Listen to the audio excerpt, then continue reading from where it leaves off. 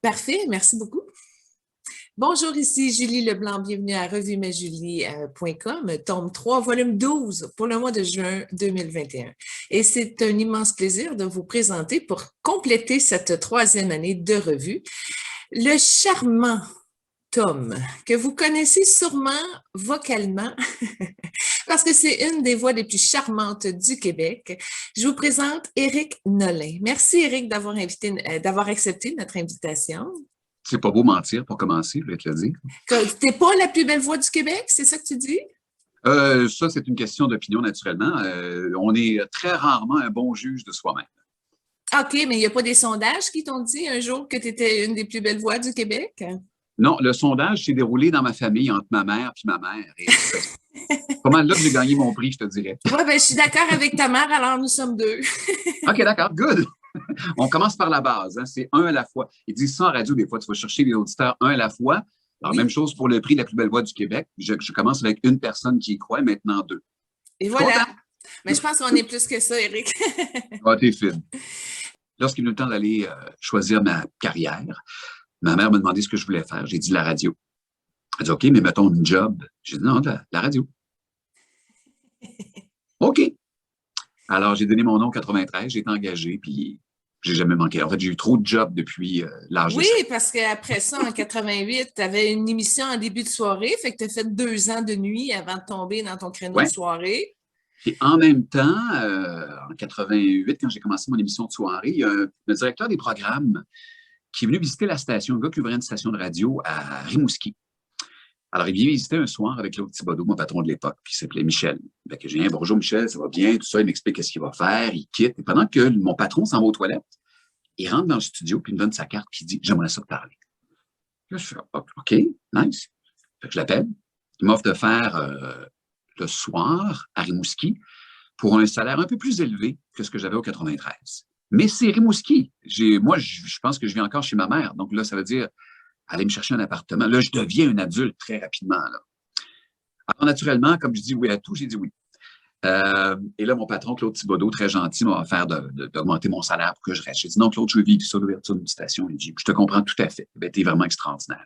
Je me rappelle, à l'époque, à la radio, en 1986, on commençait à faire jouer des chansons en laser. Et là, c'était la grosse affaire. Il y avait des promos au retour, une chanson en disque laser. Ah oui, OK, le disque. C'est la différence. Mais l'affaire, c'est que CKMF, à l'époque, faisait des émissions qui disaient les émissions laser avec Guy Aubry. Il mettait ça sur bobine. Il envoyait ça par autobus en hiver, ce qui est très, très mauvais pour les rubans. Alors, les rubans arrivaient à Québec, ça sonnait 2 fois moins bien que le laser quand ça arrivait ici. Alors, il s'est fait des choses en radio à l'époque qui n'avaient aucun sens. Mais c'était drôle. Je suis content d'avoir vécu ça parce que moi, j'ai eu la chance de vivre le vinyle, l'arrivée du CD, la mort du CD, l'arrivée du MP3. Et tout ça en 4 ans. Éric, 89, le pied s'ouvre à la télévision, on devient une voix avec un visage maintenant. Qu'est-ce que ça fait? Comment ça s'est passé? C'est weird. C'est weird de passer à l'occasion, quelqu'un reconnaît ta voix, à tout à coup, tu vas te chercher un burger chez Burger King, puis la fille au cash, ça fait comme « Oh my God! » On va chercher quelqu'un d'autre en arrière. Tu fais « Qu'est-ce qui arrive? » Je suis le même gars qu'hier, mais tout d'un coup, j'ai une réaction. Et naturellement, moi, j'étais pas le plus cute de l'école. Alors, j'étais comme subjugué.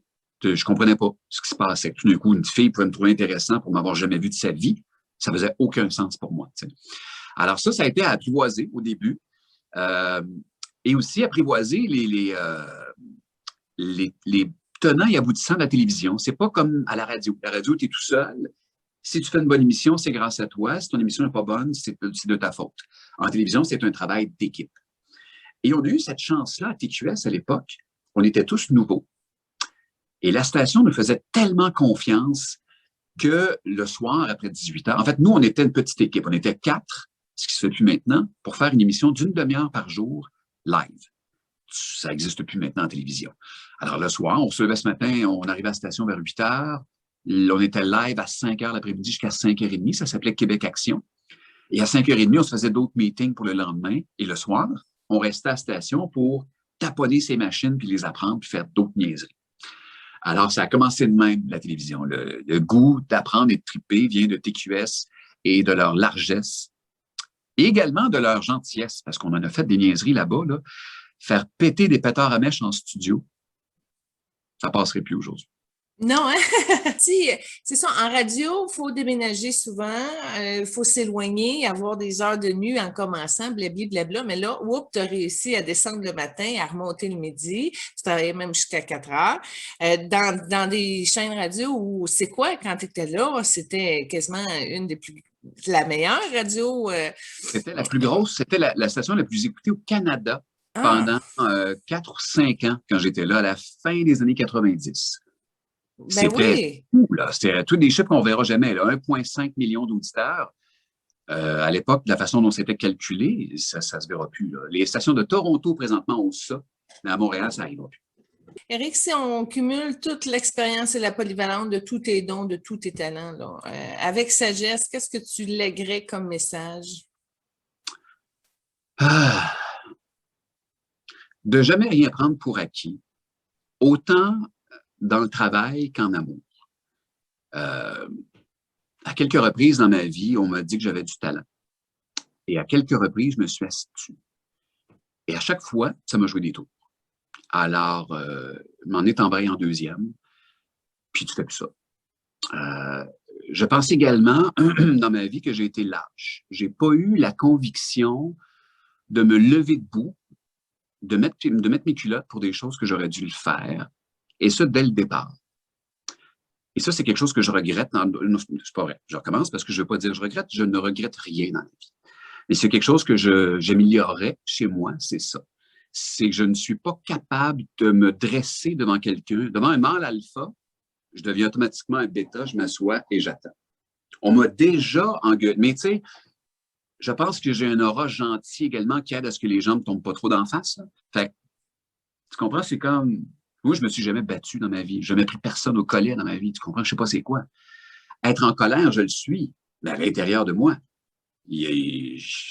Oui, mes blondes m'ont déjà vu en colère. Qu'est-ce que je fais quand je suis en colère? Je quitte la pièce et je ferme la porte fort. C'est une colère géniale. Moi, bravo. C'est Mais, beau, c'est rare un homme qui ouais, soit mais capable de. Julie, C'est véritable. c'est quoi? Je pense qu'il y a des gens qui diraient l'inverse.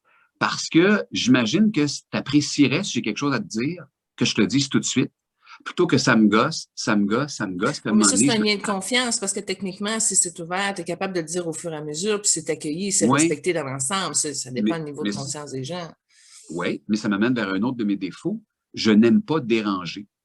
En gag, je fais tout le temps le gag parce que ça vient de ma mère. C'est ma mère qui m'a mis au monde, c'est ma mère qui m'a élevé. Ma mère n'aime pas ça déranger. C'est un gag de Peter McLeod qui me fait rire, mais que je répète. Si ma mère va chez Burger King, puis la fille au comptoir, il demande, voulez-vous du bacon? Elle va se retourner, puis elle va dire, ben là, s'il y en a d'autres qui en prennent, oui, sinon je ne veux pas déranger. Tu comprends? C'est un peu ça pour moi aussi. J'ai toujours l'impression que je dérangeais, et parfois même dans ma propre maison, tu comprends?